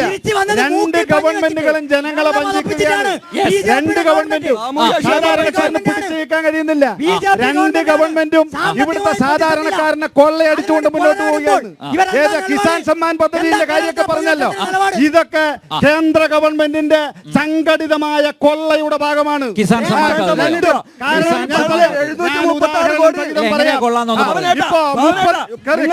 കേൾക്കൂ, 35 കോടി കുടുംബങ്ങൾ നമ്മുടെ രാജ്യത്തുണ്ട്. ആ 35 കോടി ജനങ്ങൾക്ക് ഗ്യാസ് സബ്സിഡി കൊടുത്തിട്ടുണ്ടായിരുന്നു. 1100 രൂപയാണ് ഇപ്പോ. 100 രൂപ കുറച്ചു. 35 കോടി ജനങ്ങളുടെ തുക കൂട്ടണം. ഇപ്പൊ 420 രൂപക്ക് കിട്ടിയ ഗ്യാസ് സബ്സിഡി 1000 രൂപ വാങ്ങുമ്പോ ഒരു കുടുംബത്തിൽ നിന്ന് 12,000 രൂപ അടിച്ചു വാങ്ങുകയെന്ന്. ആ 12,000 രൂപയിൽ ചില്ലറ നയാ പൈസ ആർക്കെങ്കിലും ഇട്ടുകൊടുത്തിട്ട് ഇത് ഞങ്ങളുടെ മഹാസംഭവമാണ് എന്ന് വിളിച്ചു പറയുകയാണ്. ഇന്ത്യ മുന്നണി അധികാരത്തിൽ വന്ന ഇതിനൊക്കെ പരിഹാരം ഉണ്ടാവും. അതിന് കൃത്യമായി പദ്ധതി നടപ്പാക്കും. 1 ലക്ഷം രൂപ കൊടുക്കും ഒരു കുടുംബത്തിന്. 1 ലക്ഷം BPL കുടുംബത്തിന് ഞങ്ങൾ അധികാരത്തിൽ വന്നാൽ അവരുടെ അക്കൗണ്ടിലേക്ക് 1 ലക്ഷം രൂപ കൊടുക്കും. 1 ലക്ഷം ഞങ്ങളുടെ വാഗ്ദാനമാണ്. ഞങ്ങളുടെ തെരഞ്ഞെടുപ്പ് പ്രകടന പത്രികയാണ്. കൊടുക്കാൻ കഴിയുന്ന കാര്യമേ പറയൂ. രാജസ്ഥാനിൽ നമ്മൾ നടപ്പാക്കിയതാണ്, കർണാടകത്തിൽ നടപ്പാക്കി, ഹരിയാനയിൽ നടപ്പാക്കി, കർണാടകയിൽ നടപ്പാക്കിയ കാര്യമാണ് ഈ രാജ്യത്തിലെ ജനങ്ങളോട് പറയുന്നത്. നടപ്പാക്കുന്ന കാര്യങ്ങൾ. ചോദ്യം ചേട്ടാ, ഒരു മിനിറ്റ് ഒന്നാതെ ചോദിക്കട്ടെ. ഒറ്റ മിനിറ്റ്. മര്യാദക്ക് 600 രൂപയുടെ കൊടുക്കാൻ വേണ്ടി പറ്റാത്തവരാണ് 1 ലക്ഷത്തിന്റെ കഥ ഇവിടെ പറയുന്നത്. അതവിടെ പോട്ടെ. ഇപ്പൊ NDAയുടെ പ്രതിനിധിയോടാണ് ചോദ്യം. ഈ രാജ്യം വികസിക്കുന്നു എന്നാണ് പറഞ്ഞത് 10 വർഷത്തിനുള്ളിൽ. ഈ രാജ്യത്തെ പൊതുമേഖലാ സ്ഥാപനങ്ങൾ, രാജ്യത്തിന്റെ പൊതു സ്വത്തുക്കളായിട്ടുള്ള വിമാനത്താവളങ്ങൾ, തുറമുഖങ്ങൾ ഉൾപ്പെടെയുള്ള ഈ എല്ലാ പൊതുമേഖലാ സ്ഥാപനങ്ങളും ഇവരുടെ ഉറ്റ ചങ്ങാതിമാരായിട്ടുള്ള ഇന്ത്യയുടെ പ്രധാനമന്ത്രിയുടെ ഉറ്റ ചങ്ങാതിമാരായിട്ടുള്ള അംബാനിക്കും അദാനിക്കും ചില്ലി ഒരു മിനിറ്റ് ചോദിക്കട്ടെ മറുപടി നിങ്ങൾ പറഞ്ഞോ? ചില്ലിക്കാശിന് വിറ്റവരാണ് ഈ രാജ്യം ഭരിക്കുന്ന ആളുകൾ. ഇങ്ങനെ വിൽക്കാൻ വേണ്ടിയിട്ട് ഈ പറയുന്ന പൊതുമേഖലാ സ്ഥാപനമൊന്നും ഇവിടുത്തെ പ്രധാനമന്ത്രിയുടെയോ ധനകാര്യമന്ത്രിയുടെയോ കുടുംബ സ്വത്തൊന്നുമല്ലല്ലോ, ഈ രാജ്യത്തെ ജനങ്ങളുടെ സ്വത്തല്ലേ. അത് വിറ്റതിന് നിങ്ങൾക്ക് എന്താ മറുപടി ഉള്ളത്? മറ്റൊന്നും കൂടിയുണ്ട്, നിങ്ങൾ പറഞ്ഞത് വികസിക്കുകയാണ്. ആഗോള പട്ടിണി സൂചികയിൽ ഇന്ത്യയുടെ സ്ഥാനം എത്രയാ? നരേന്ദ്രമോദി അധികാരത്തിൽ വരുമ്പോൾ 99 സ്ഥാനത്തുണ്ടായിരുന്ന 123 രാജ്യങ്ങളുടെ പട്ടികയിൽ നിന്ന് 111 സ്ഥാനത്തെത്തി. എന്ത് വളർച്ചയാണ് നിങ്ങൾ പറയുന്നത്? നിങ്ങൾ അതല്ലേ പറയേണ്ടത്? അദാനിയെ കുറിച്ചൊക്കെ പറയുമ്പോൾ അദാനിക്ക് വേണ്ടി ചുവപ്പ് പരവതാനി വിരിച്ച് AKG സെന്ററിലേക്കാണ്, കേരളത്തിലെ AKG സെന്ററിലേക്കാണ് ചുവപ്പ് പരവതാനി വിരിച്ച് കയറ്റിയത്. അതും കൂടെ നിങ്ങൾ ഓർമ്മയിൽ വെച്ച് വേണം പറയാൻ. അതും കൂടെ ഓർമ്മയിൽ വെച്ച് വേണം പറയാൻ. നിങ്ങൾ ചോദിച്ചില്ലേ എന്താ വികസനം എന്ന്? നമ്മുടെ ഈ രാജ്യത്തെ 65 വർഷം ഈ രാജ്യത്തെ 65 വർഷം ഭരിച്ച സമയത്ത് ഈ രാജ്യത്തുണ്ടായ വികസനം എന്ന് പറയുന്നത് നമ്മുടെ ആരോഗ്യ മേഖലയിൽ ആകെ 384 മെഡിക്കൽ കോളേജാ. ഇന്ന് ഈ 10 വർഷം കൊണ്ട് അത് 700 മെഡിക്കൽ കോളേജാ. ഈ രാജ്യത്തുണ്ടായ 400 യൂണിവേഴ്സിറ്റിയാ. ഇന്ന് വിദ്യാഭ്യാസ മേഖലയിൽ വലിയ കുതിച്ചുചാട്ടം നടത്തിയിരിക്കുക. 1700 യൂണിവേഴ്സിറ്റിയാ. എയിംസ് കേരളത്തിന് അനുവദിച്ചാൽ കാസർഗോഡിന് കൊടുക്കുമോ? നിങ്ങൾ കാസർഗോഡിന് കൊടുക്കുവോ? നിങ്ങൾക്ക് അത് പറയാൻ പറ്റുമോ? നിങ്ങൾ എവിടെയാ പ്രപ്പോസൽ കൊടുത്തിട്ടുള്ളത്? മൂന്നാം നരേന്ദ്രമോദി സർക്കാരിന്റെ വാഗ്ദാനമാണ് എയിംസ് കേരളത്തിന്. എയിംസ് കേരളത്തിന് എയിംസ് കൊടുക്കും. പക്ഷെ നിങ്ങൾക്ക് പറയാൻ സാധിക്കില്ല. കാസർഗോഡ് സ്ഥലം കൊടുക്കും. എയിംസിന് കാസർഗോഡ് സ്ഥലം കൊടുക്കും. കാസർഗോഡ് സ്ഥലം മാത്രമല്ല, പ്രപ്പോസൽ കൊണ്ടുപോയി കാസർഗോഡ് പ്രപ്പോസൽ ലിസ്റ്റിൽ പോലും ഉൾപ്പെടുത്താൻ ഇടതുപക്ഷം തയ്യാറല്ല. അത് കോഴിക്കോട് കൊടുത്തു കഴിഞ്ഞു. ഒരു പ്രപ്പോസലിൽ ഏറ്റവും വലിയ ആരോഗ്യ പ്രശ്നം നേരിടുന്ന കാസർഗോഡ് ജില്ലയോട് എന്തെങ്കിലും ഒരിറ്റ് സ്നേഹമുണ്ടെങ്കിൽ നിങ്ങൾ തരണ്ട. കേന്ദ്രത്തോട് ചോദിക്കണമെങ്കിൽ പ്രപ്പോസൽ ലിസ്റ്റിൽ ഇടതുപക്ഷ ജനാധിപത്യ മുന്നണി ഉൾപ്പെടുത്തണ്ടേ? മുഖ്യമന്ത്രി ഉൾപ്പെടുത്തണ്ടേ? ചെയ്യുന്നില്ലല്ലോ. ഇത് പറയുന്നത് രണ്ടാമത്തെ കാര്യമല്ലല്ലോ. 65 വർഷത്തെ വികസനത്തെ കുറിച്ചാ പറഞ്ഞത്. 65 വർഷത്തെ വികസനം കൊണ്ടാണ് ഈ രാജ്യം ഇന്ന് നിലനിൽക്കുന്നത്. 65 വർഷം കൊണ്ട് ഞങ്ങൾ ഉണ്ടാക്കിയത് ഹൈടെക് അല്ല, ഇവിടുത്തെ സാധാരണക്കാരന്റെ പട്ടിണി മാറ്റിയത് ഈ ഗവൺമെന്റാണ്. ഹരിത വിപ്ലവത്തിലൂടെ, അതുപോലെ തന്നെ ധവള വിപ്ലവത്തിലൂടെ, ഇപ്പൊ നിങ്ങൾ KRIC എന്നൊക്കെ പറഞ്ഞു പോകുന്നുണ്ടല്ലോ. അഭിമാനത്തോടു കൂടി ഒരു കോൺഗ്രസ്സുകാരൻ എന്നുള്ള ഞാൻ അഭിമാനത്തോട് പറയും, ഇനിയും 7 വർഷത്തേക്കുള്ള ഭക്ഷ്യധാന്യങ്ങൾ ഇന്ത്യയുടെ FCI ഗോഡൌണുകളിൽ കെട്ടിക്കിടക്കുന്നുണ്ട്. മോദി പോയാലും പുതിയ ഗവൺമെന്റ് വന്നാലും FCI ഗോഡൌണിൽ എങ്ങനെ അരി വന്നത്? എങ്ങനെ അരി കൊടുക്കാൻ സാധിച്ചത്? ജവഹർലാൽ നെഹ്റുവിനെ പോലെയുള്ള ദീർഘവീക്ഷണമുള്ള പ്രധാനമന്ത്രിമാർ ഈ രാജ്യത്ത് കൊണ്ടുവന്ന ഹരിത വിപ്ലവത്തിന്റെ ഭാഗമായിട്ടാണ് ഈ രാജ്യത്ത് ദീർഘവീക്ഷണമുള്ള ആളുകൾ വന്നു. ഇവിടുത്തെ പട്ടിണി മാറ്റണം. ആദ്യം സ്വാതന്ത്ര്യം കിട്ടുമ്പോ കോളേജ് ഉണ്ടാക്കുകയല്ല വേണ്ടത്, പട്ടിണി മാറ്റണം. ആലോചിച്ചത് അതാണ് ഈ രാജ്യത്ത്.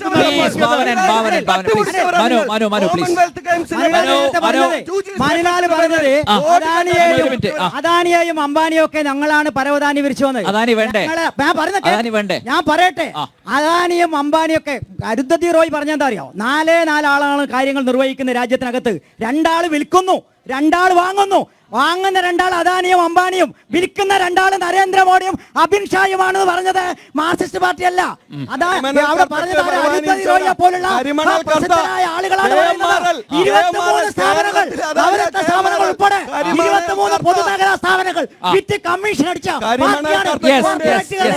പാർട്ടിയാണ് BJP. ആ BJPയുടെ ഭരണത്തിൽ നിന്ന് താഴെയിറക്കുക ഞങ്ങളുടെ ലക്ഷ്യം.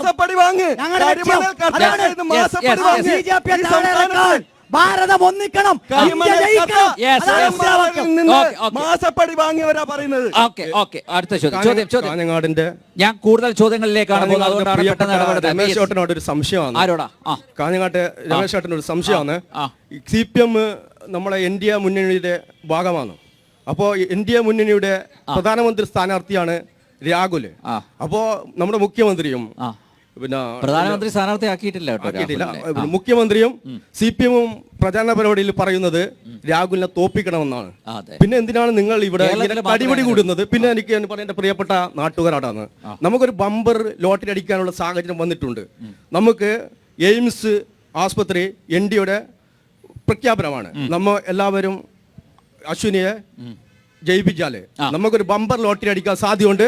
എല്ലാവരും NDA സ്ഥാനാർത്ഥിക്ക് വോട്ട് കൊടുത്ത് വിജയിപ്പിച്ച് ആ ലോട്ടറിയുടെ ഭാഗമാകണമെന്ന് ഞാൻ ഒരിക്കൽ കൂടെ നിങ്ങളോട് വിനേതമായി അഭ്യർത്ഥിക്കുന്നു. ഓക്കെ,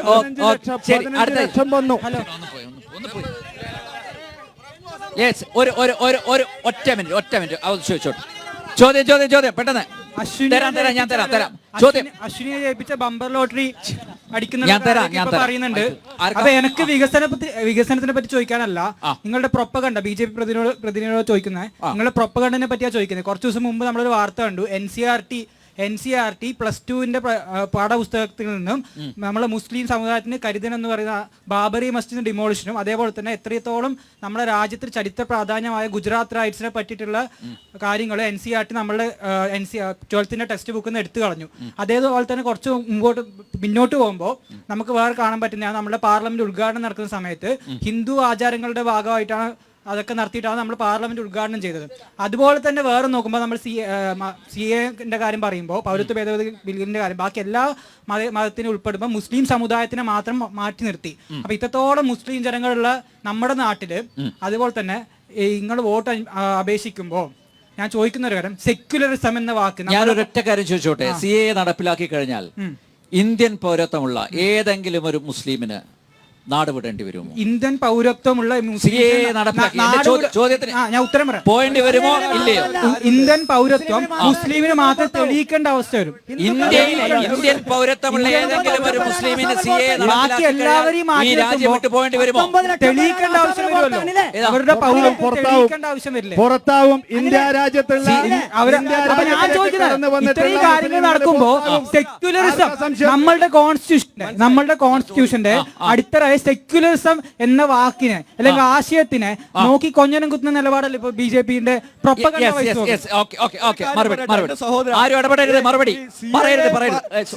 നടപ്പാക്കുമ്പോ ഒന്ന് മാറിയേക്ക് പ്ലീസ്. ഈ ജനിച്ച മണ്ണിൽ നിന്ന് ഈ ഭാരതത്തിന്റെ മക്കളായിട്ടുള്ള ഏതെങ്കിലും ഒരു മുസ്ലിം സഹോദരൻ ഈ രാജ്യം വിടേണ്ടി വന്ന അവരുടെ മുൻപന്തിയിൽ ഞങ്ങളുണ്ടാവും, BJP-കാരുണ്ടാവും. ഈ രാജ്യത്തിലുള്ള ഒരു പൗരന്മാർക്കും നിയമം അമെൻമെന്റ് ചെയ്താൽ പിന്നെ എങ്ങനെയാണ് ചരിത്രപരമായ ബാധ്യത അതാണ് CAA നടപ്പാക്കിയത്. നമ്മുടെ രാജ്യം അപ്പുറത്ത് പോയ രാജ്യത്തിലെ ന്യൂനപക്ഷങ്ങളെ പീഡിപ്പിക്കപ്പെടുമ്പോൾ ആ ന്യൂനപക്ഷങ്ങളെ ചരിത്രപരമായ ബാധ്യതയാണ് സംരക്ഷിക്കുക എന്നുള്ളത്. അതാണ് CAA. ഈ രാജ്യത്തുള്ള ഒരു പൗരനും, ഈ ഭാരത മണ്ണിൽ ജനിച്ച ഒരു പൗരനും അവന്റെ പൗരത്വം തെളിയിക്കേണ്ട ആവശ്യം വരില്ല. ഒരു പൗരനെയും പുറത്താക്കില്ല. അഭയാർത്ഥികളെ നമ്മൾ സ്വീകരിക്കും. മാത്രമേ പേടിക്കേണ്ടതുള്ളൂ. ഒരു മിനിറ്റ് ഭാവന, ഒരു മിനിറ്റ്. യെസ് രമേശ്. നമ്മൾ നേടിയെടുത്ത ജനാധിപത്യം നടപ്പിലാക്കുമെന്ന് പറഞ്ഞവരാണ്. അത് ആസാമിൽ ചരിത്രപരമായ ഹിന്ദുക്കളെയും BJP എന്ന് പറയുന്ന പാർട്ടി 400 സീറ്റുമായി വരുന്നല്ലേ പറയുന്നത്. വരാൻ പോകുന്നില്ല. മോദിയുടെ മീററ്റ് പ്രസംഗത്തിൽ നമ്മൾ കാണുന്നത് വലിയ ഭയമാണ്. 400 പോയിട്ട് അധികാരത്തിൽ വരാൻ കഴിയില്ല എന്നതാണ് ഇന്ത്യയുടെ ഇപ്പോഴത്തെ അവസ്ഥ കാണിക്കുന്നത്. ശ്രീ രമേശോട് ഒറ്റ കാര്യം എനിക്ക് ചോദിക്കാനുള്ളൂ. CPM എത്ര സീറ്റുകളിൽ ജയിക്കും? CPM ഇടതുപക്ഷം എന്ന് പറയുന്നത് ഇന്ത്യയിലെ മത്സരിക്കുന്ന സീറ്റുകൾ എടുത്തു നോക്കാൻ ഞങ്ങൾക്ക് ഒറ്റക്ക് ഭരണത്തിൽ വരുന്ന പാർട്ടിയൊന്നുമല്ല ഞങ്ങളുടെ പാർട്ടി. പക്ഷേ ഇടതുപക്ഷം എടുക്കുന്ന തീരുമാനമുണ്ട്, രാഷ്ട്രീയ തീരുമാനമുണ്ട്. അത് ഇന്ത്യ ഒറ്റുനോക്കുകയാണ്. കഴിഞ്ഞ ദിവസം ഡൽഹിയിൽ നടന്ന റാലിയിൽ സീതാറാം യെച്ചൂരിയാണ് മുദ്രാവാക്യം വിളിച്ചു കൊടുത്തത്. ഭാരതം ഒന്നിക്കണം, ഇന്ത്യ ജയിക്കണം എന്ന് വിളിച്ചത് സീതാറാം യെച്ചൂരിയാണ്. ഈ രാജ്യത്തെ വെട്ടിമുറിക്കാൻ, ഭിന്നിപ്പിച്ച് ഭരിക്കാൻ, ഭയപ്പെടുത്തി കീഴ്പ്പെടുത്താൻ ഞങ്ങൾ അനുവദിക്കില്ല എന്ന് ഇടതുപക്ഷം പറയുമ്പോൾ വരുമ്പോൾ ആ ഇടതുപക്ഷത്തോടൊപ്പം മതേതര ശക്തികൾ ഒന്നിച്ചു നിൽക്കുമെന്ന് തന്നെയാണ് ഞങ്ങൾ BJP താഴെക്കും. ഡൽഹിയിലെത്തിയാല് ഇതാ ഇവരുടെ ശ്രീ ഭാവനന്റെ പാർട്ടിയുടെ നേതാവിനല്ലേ കൈപ്പൊക്കേണ്ടത്.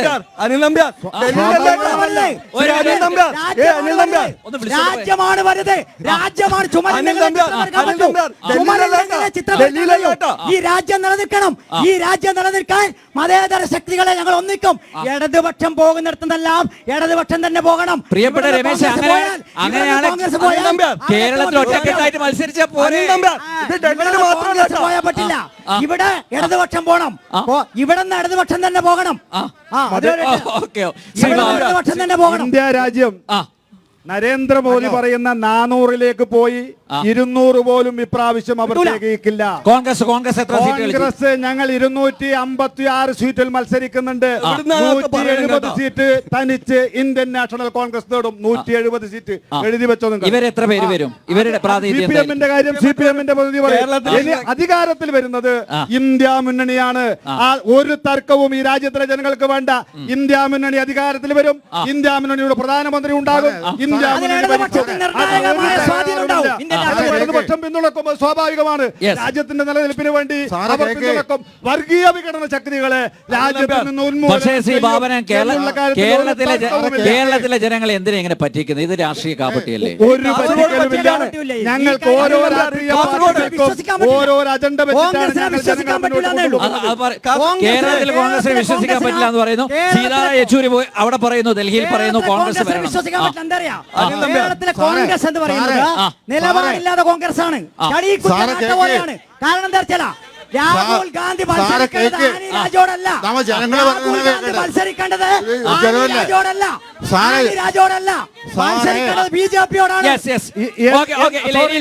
ഒരു മിനിറ്റ്. രാജയോടല്ല രാഹുൽ ഗാന്ധി മത്സരിക്കുന്നത്. എന്തു മണ്ടത്തരമായ ചോദ്യമാണ് ശ്രീ BV രമേശൻ ചോദിക്കുന്നത്.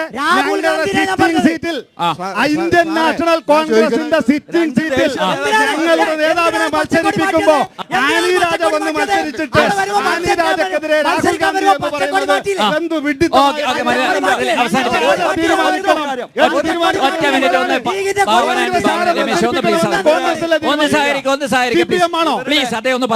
എനിക്ക് അടുത്ത ഒരു മിനിറ്റ് ചേട്ടാ ഒന്ന് പ്ലീസ്. അല്ല താങ്കളുടെ തൊണ്ടയ്ക്ക് പോലെ പ്രശ്നം വരും ഇങ്ങനെ കിടന്ന് അലറി വിളിച്ചു കഴിഞ്ഞാൽ. ഓക്കെ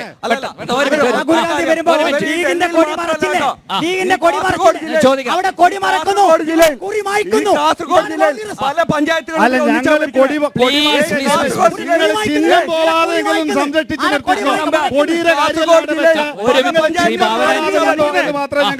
കാസർഗോഡ് ജില്ലയിൽ പെട്ടെന്ന് കാസർഗോഡ് ജില്ലയിൽ പല പഞ്ചായത്തുകളും ഇവർ ഒന്നിച്ചാ ഭരിക്കുന്നത്.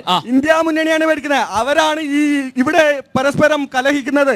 മീഞ്ച പഞ്ചായത്ത്, അതേപോലെ തന്നെ ഓർക്കാടി പഞ്ചായത്ത്, ഇതൊക്കെ ഇവർ ഒന്നിച്ചാ ഭരിക്കുന്നത്. മീഞ്ചയിൽ എങ്ങനെയാ കക്ഷികൾ?